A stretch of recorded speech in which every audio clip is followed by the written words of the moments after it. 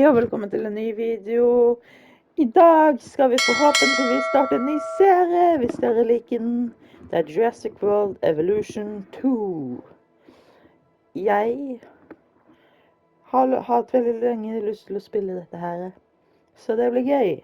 La oss bare ikke vente på spenningen og hoppe rett inn i det.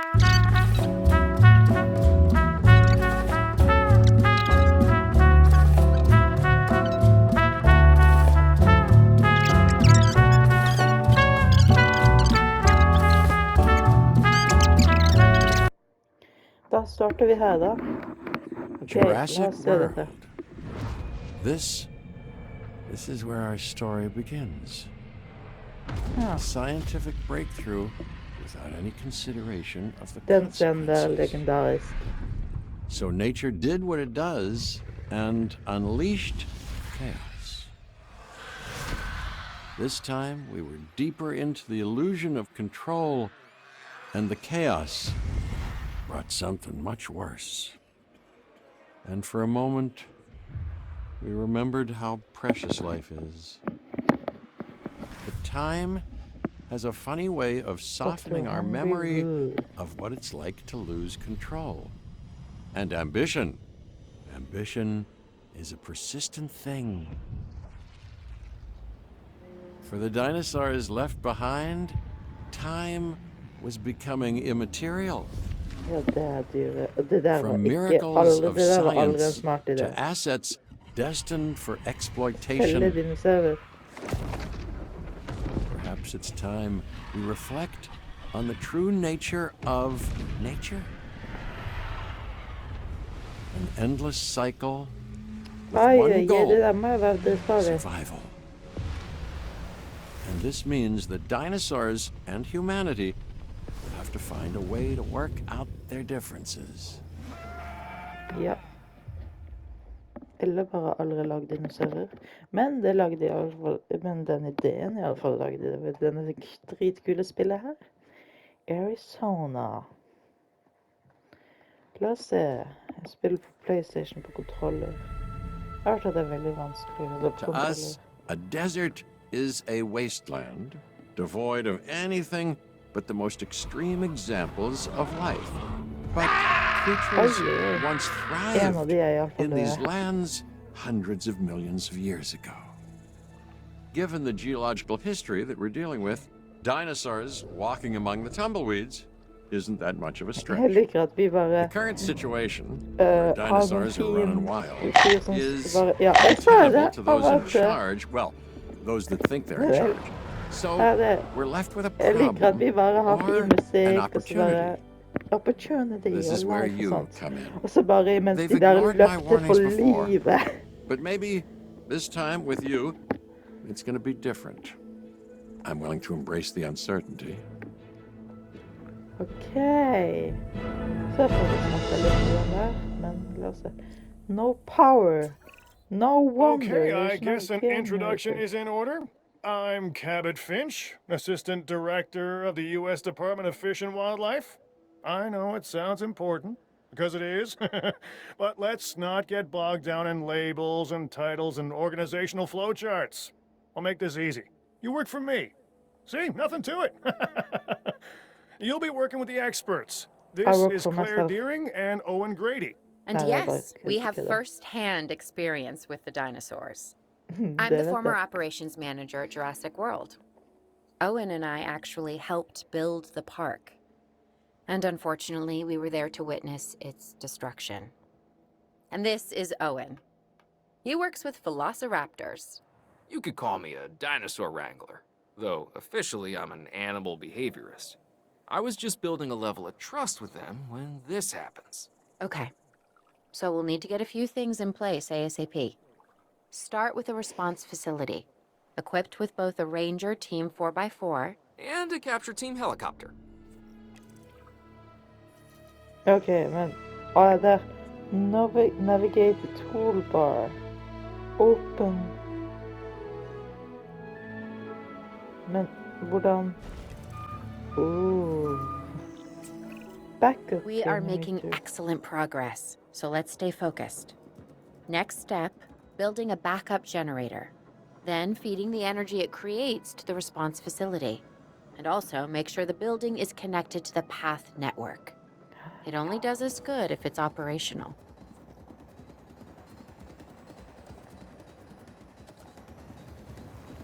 Ja. Så. Okej. Sånn. Nå må vi bare pats.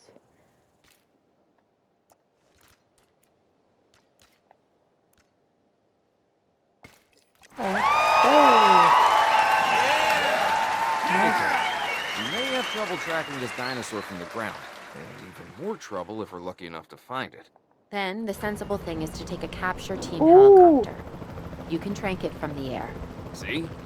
I like the way I think.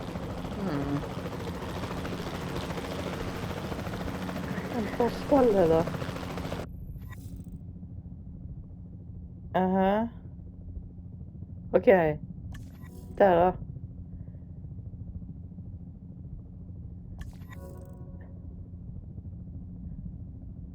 Ok. Jeg skal ikke i denne her enda da. Du, den er dritgøy da.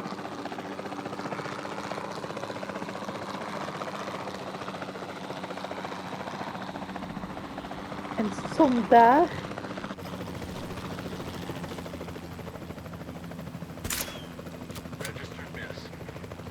Nå, han sa at det var dårlig. Han bare sa registration hit. Hei, sov, lille venn. Jeg bare ikke spis Clear. meg. This is Owen. I copy you. We have it. Capture successful. I knew you'd do it. Never had a doubt. Really? Well, maybe one or two. Well, it's better than usual. I'll take it. Now, where do we take this dinosaur? We have the enclosure. Inne her, We eller? just need you to deliver. Hey, don't I always? Wait, you don't have to answer that.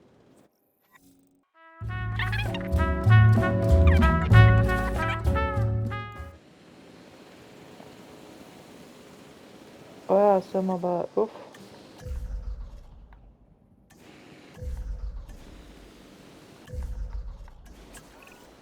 John Hammond was concerned about what would happen if dinosaurs lived in the wild. It adds a whole new level of challenge, and perhaps opportunity. Oi, vent, jeg vil se det. La meg se det. Fires.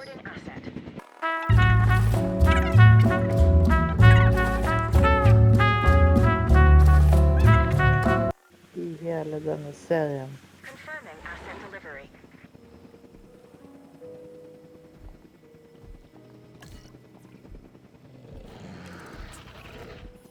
I instantly recognize this dinosaur. Kind of hard to Yeah. forget once you've been trapped in a room with one. We couldn't save that baryonyx, Har du det? but we can certainly help this one.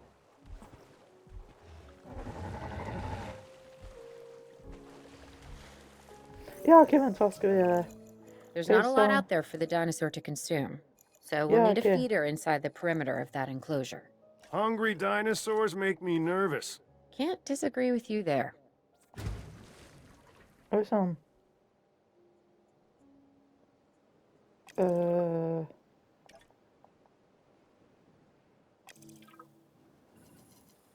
Yeah, okay. Good to go on this end. Hey. Copy. Okay. We need to get a full assessment of the dinosaur's health. Utilize a ranger team vehicle. Owen will help you get a status of the animal's overall welfare. Then we can plan our next move. We really need that? A plan? I mean, I've always been more of a just make it up as I go kind of guy. Tell you what, if this doesn't work, we'll try your way. That sort of sounds like a plan.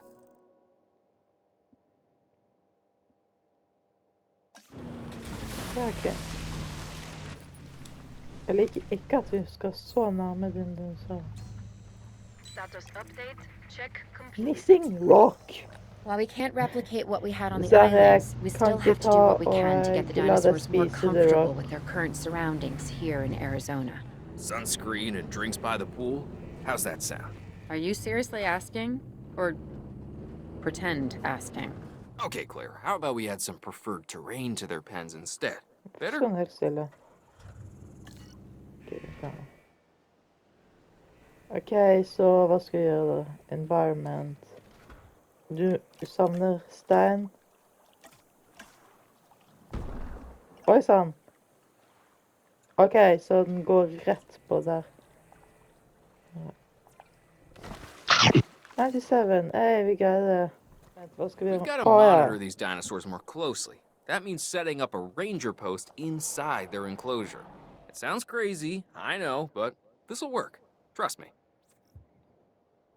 Mhm. Det var litt dumt da, at jeg tok det vekk litt vann, men det var jo litt gøy. Det var jo fortsatt litt gøy. Det er kult da, med bare sånn øy sånn der. Ok, så nå må jeg assign. Kan jeg gjøre det med add-tester? Ja, folkens, jeg vet litt hvordan man spiller dette her fra før av. Fordi jeg har sett på YouTube I'm eller getting spiller og reports of sånt. dinosaurs running freely around the facility, Claire. The reports may be accurate, but they don't paint a complete picture of our current status. Angry dinosaurs on the loose. What am I missing? They're not angry, they're simply acting on instincts. The more threatened the dinosaurs feel, the more hostile they'll become. Especially if they sense survival is at stake. But it is. Both theirs and ours. Yeah, but only we know that.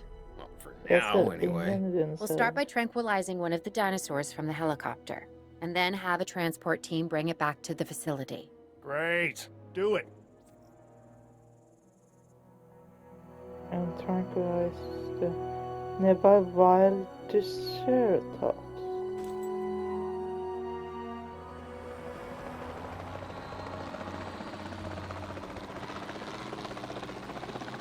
Ja, den var jo ganske langt vekke der.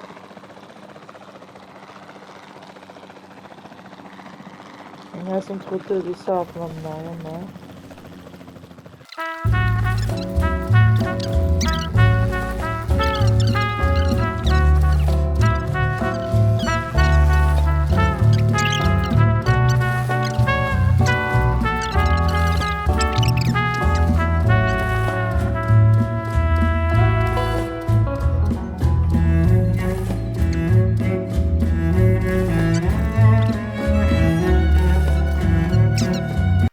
Sånn. En enclosure var enclosure. Hvordan sier man det? Enclosure. Jeg hørtes litt fransk ut der. Bare enclosure.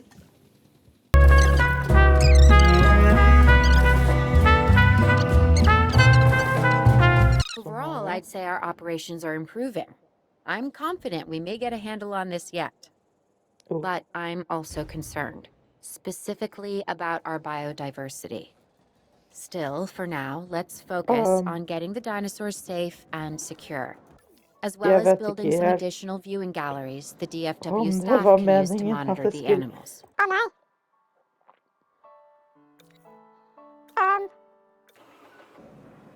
Det var ikke meningen at den skulle være der.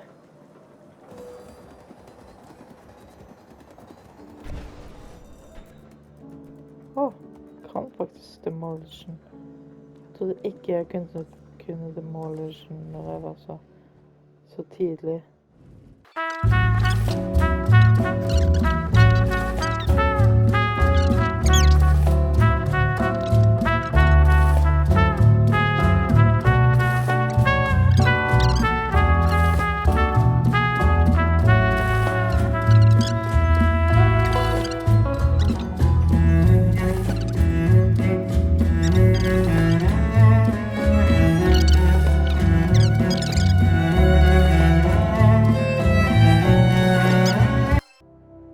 Sånn. Nå liker dere hverandre her. Å fy, jeg har ikke lyst på en kaktus i vannet. La meg få vekk den der kaktusen der. With so many of the animals running free, our priority has to be capturing as many of them as possible. We can coordinate our efforts from an expedition center. Get one built, and we'll take it from there.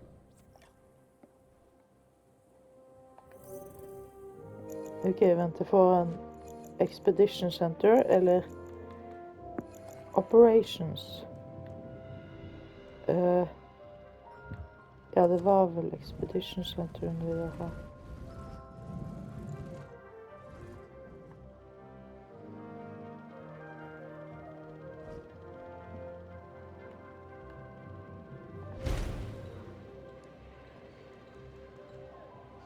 Vent, vi får folk på besøk. Jeg har vært så ensom. Neida. Velkommen til Jurassic Park. Neida. Neida, bare tuller. Dere får håpe at ingen blir fri, ellers er det død. Spesielt hvis Baronixen blir fri. Ok, Construct the Operational Expedition Center. Hello. I'll be able to track the dinosaurs, but some help would sure be appreciated.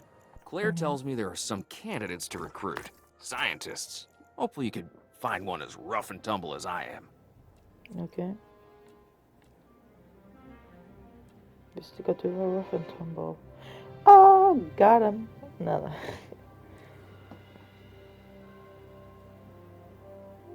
Ok, så Decreases task da. Oi, det var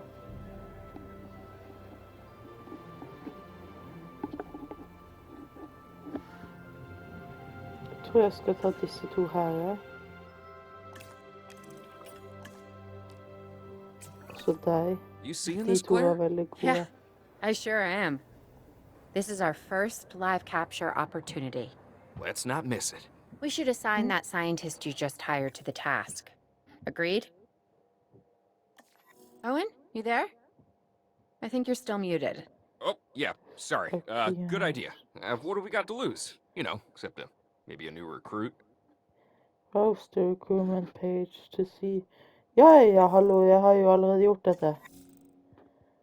Each task is set the skill requirement that need to be met by scientist. Ja. Urgent message.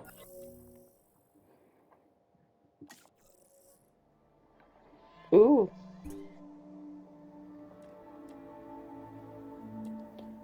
Nå skal vi ta deg da. Start task. Live capture. Before the remote capture teams return, we should have enclosures ready for the dinosaurs. Think of Okay, it vi as må lage welcoming them enda. back home. Vi må lage enda en.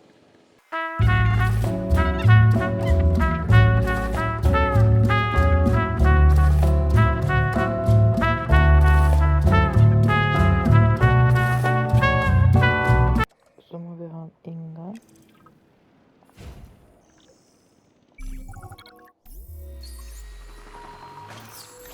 Å nei. Give me 2 minutes.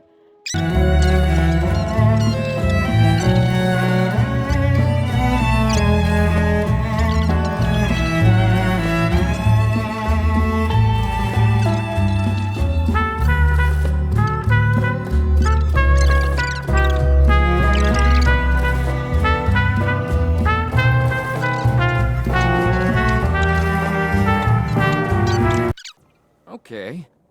Who's watching who? I'm not following you, Owen. Well, it's just like the dinosaurs are always watching us, so shouldn't we be watching them? Yes, we should.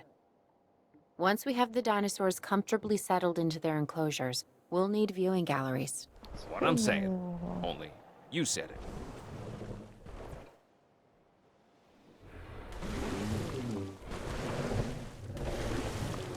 Vi ser på de da. Se på vannet også.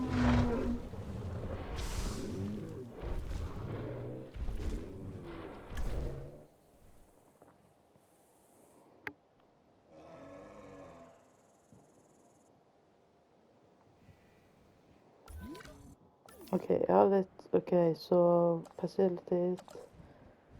Så sånn. Facilities. Sånn.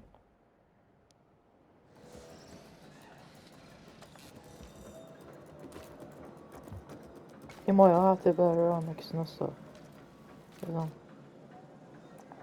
Vi kan ikke bare ha til planteterne, selv om det er de som ikke er farlige.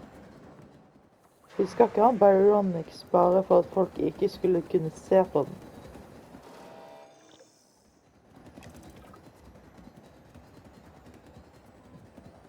Nå kommer han. Endelig kommer det.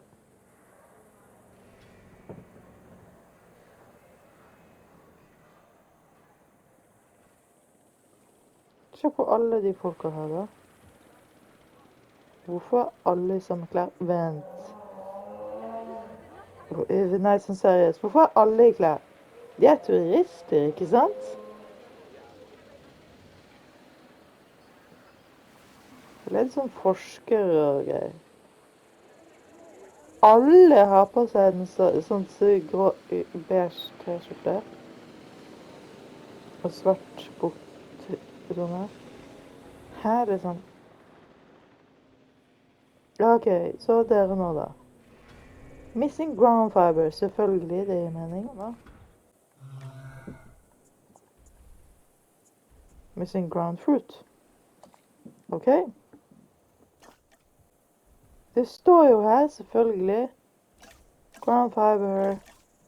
Selvfølgelig, det står jo under der.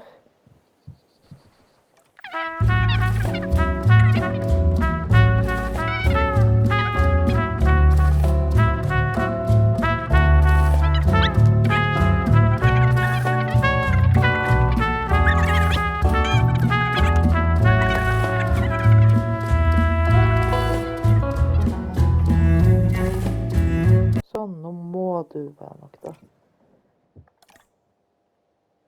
Nå må det være nok.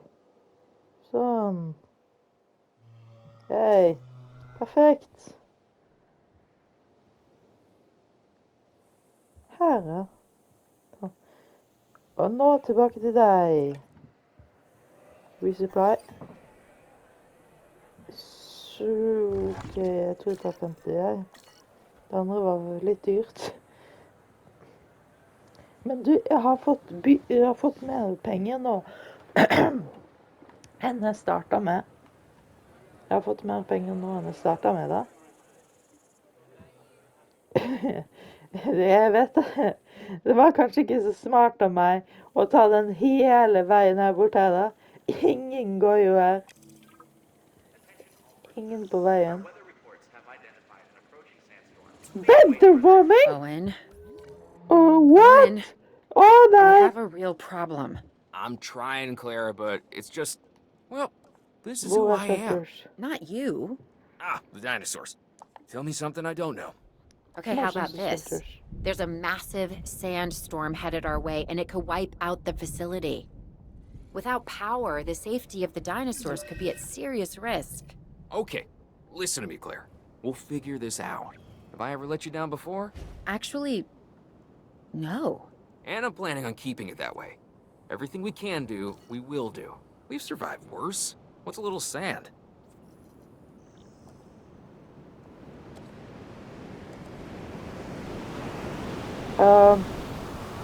Open ocean blush.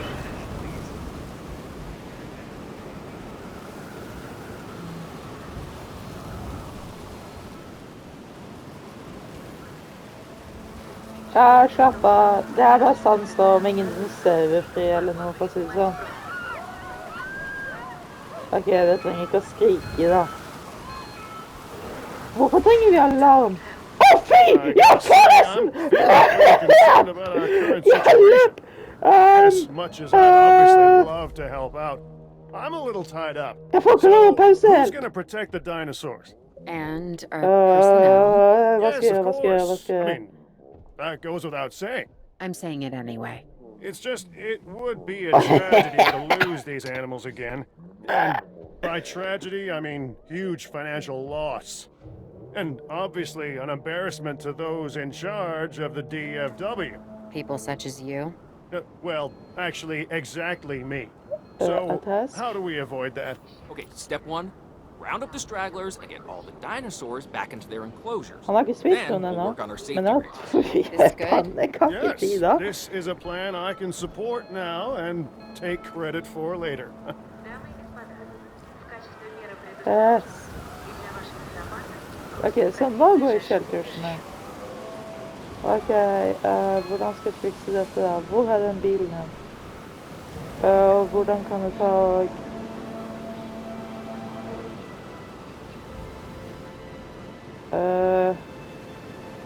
Der er bilen.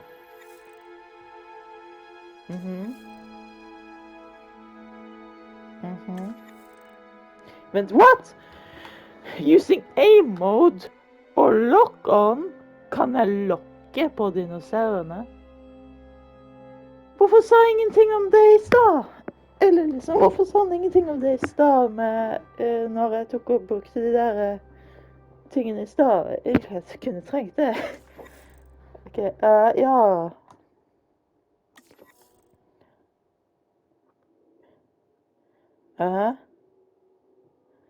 Jeg kan bare kjappe meg og tro. Vent.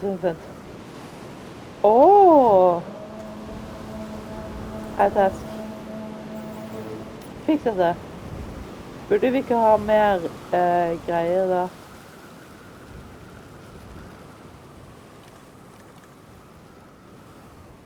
Skin. Nei, jeg vil ha...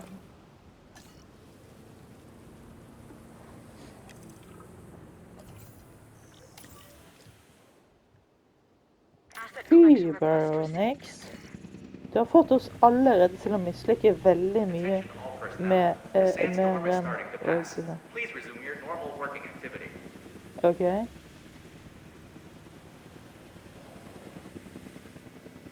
Vent, er det noen flere dinosaurer? Nei. Det var bare Baronixen som brøt fri.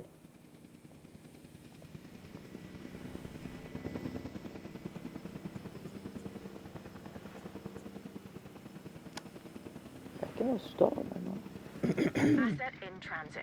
Det er ikke noe storm ennå. Så noen dinosaurene ennå, så kan vi sikkert vel åpne disse igjen. Savner du ting? Du savner noe rock. Ok, du skal få rock.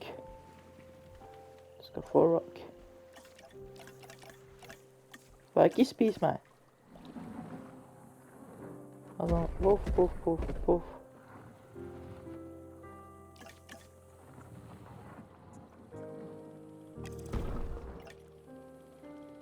Sånn. Hey! Arizona was secure. The dinosaurs were safe. Finch and the DFW had what they needed to keep the bureaucrats off our backs. For now. But the future, that was something completely different. Was something complete. Campaign Washington, nå. Carnotaurus. Hey. Kult. Dritkult, da. Men er det en ny plass nå?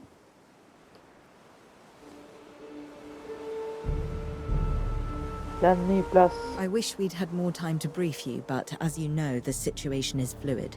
Our Canadian friends are concerned that many of these wild animals are getting close to their border. We'd like to prevent them from crossing it. We being the CIA. My division is the DSD, Dangerous Species Division. I'm Dr. Dua. I have an extensive background in paleo research in this very field. At Jurassic World, and now other locations I'm not at liberty to discuss. However, I have history with many of the people involved here. A poacher camp. What remains of it, anyway. Amateurs. They only succeeded in getting themselves and others killed. And making our job that much more difficult. Okay, men I alle fall, dette skal få bli en jobb. Dr. Dua, the dinosaurs are still agitated. Tranquilizing them would appear to be the best option at this point. Let's do it as safely and quickly as we can. Ha det.